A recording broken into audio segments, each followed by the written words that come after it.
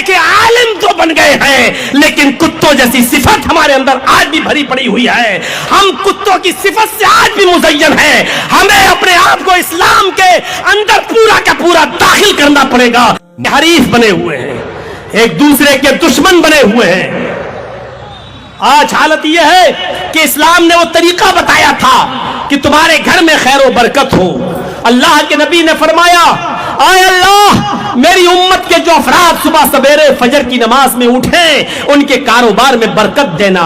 रिज्क की बरकत फजर की नमाज से जुड़ी हुई है, सुबह उठने से जुड़ी हुई है। आज हमारे घरों में बरकत नहीं। हम गौर करें कि हम फजर में बेनमाजी तो नहीं है, फजर में सो तो नहीं रहे हैं, लेकिन आज हालत यह है कि एक चाय की दुकान यहां खुली हुई है तो उसने देखा कि अच्छी चलने लगी है तो दूसरे ने उसके बगल में अपनी चाय की दुकान खोल ली।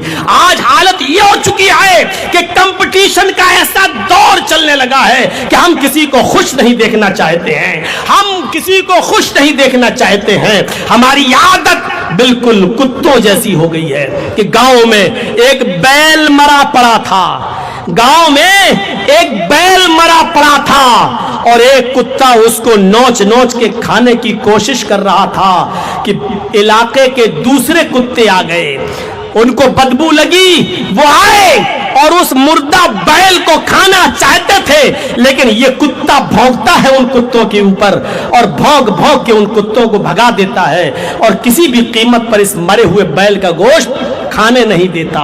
इस कुत्ते के भौंकने ने उन दूसरे कुत्तों को भगा दिया। इस कुत्ते से पूछो कि तू कितना खा लेगा, 2 किलो, 3 किलो, 4 किलो, 5 किलो, यहां तो पूरा का पूरा 3 कुंटल पड़ा हुआ है। क्या करेगा तू इन कुत्तों को भगाकर? लेकिन कुत्ते की सिफत यह होती है कि वो सड़ जाना पसंद कर लेता है, बर्बाद हो जाना पसंद कर लेता है, लेकिन दूसरे को खाना और खिलाना पसंद नहीं करता है। ये कुत्तों की सिफत आज हमारे अंदर आ चुकी है और ये सिफत जलसों तक और दीन के अंदर तक दाखिल हो चुकी है। अगर आपका जलसा इस तारीख में हो रहा है तो आपसे पहले कोई जलसा करा के आपको नुकसान पहुंचाने की कोशिश की जाएगी।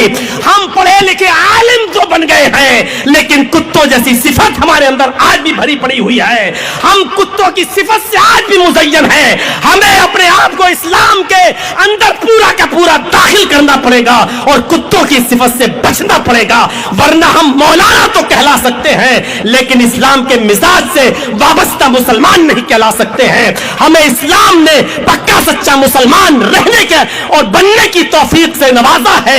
हमें चाहिए कि तुम्हारा भी मदरसा चले, हमारा भी मदरसा चले, आपके मदरसे से भी उलमा पैदा हो, हमारे मदरसे से भी उलमा पैदा हो, इधर से भी काल अल्लाह काल रसूल की सदाएं निकले, इधर से भी काल अल्लाह काल रसूल की सदाएं निकले।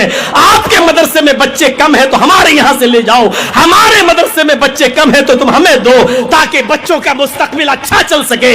लेकिन यहां तो मदरसे ही को तोड़ने की कोशिश होती है और मदरसों ही को बर्बाद करने की कोशिश होती है। यूपी में मदरसों की छानबीन चल रही है। बिहार वालों खुश नसीब हो कि तुम अपने इलाकों में मदरसे चला रहे हो। अगर इन मदरसों पर कोई बुरी नजर गवर्नमेंट की लग गई या कोई बदतरीन सरकार और हुकूमत तुम्हारे ऊपर फायज हो गई तो याद रखना तुम न चाहते हुए भी अपने मदरसे को बंद करना पड़ेगा तुम्हें। यूपी वालों से सबक हासिल करो और अल्लाह की नियामत पर शुक्र अदा करो और अल्लाह से दुआ करो कि अल्लाह सबके इदारे चले, सबके मदरसे चले और सबका भला हो। मेरे भाइयों, इस 2 घंटे की तकरीर में मैंने इतना ही आपके सामने बोला है। अगर मेरे कंटिन्यू प्रोग्राम ना होते तो मैं कुछ और बोलता।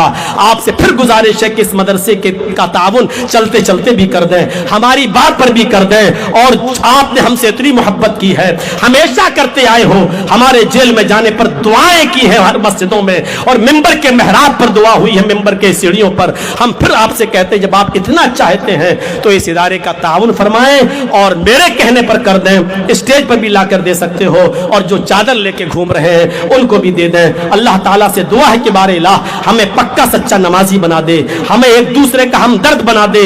कुत्ता اللہ جیسی صفت ہمارے دلوں سے نکال کے ہمیں آپس میں بھائی بھائی بنا دے اور ایک دوسرے کا ہمدرد اور غمخوار بنا دے. اے اللہ جب تک تو ہمیں زندہ رکھ، اسلام پہ زندہ رکھنا، اور جب ہمارا خاتمہ ہو تو ایمان پر خاتمہ فرمانا. وما علینا الا البلاغ المبین وآخر دعوانا ان الحمد للہ رب العالمین. السلام علیکم ورحمۃ اللہ وبرکاتہ.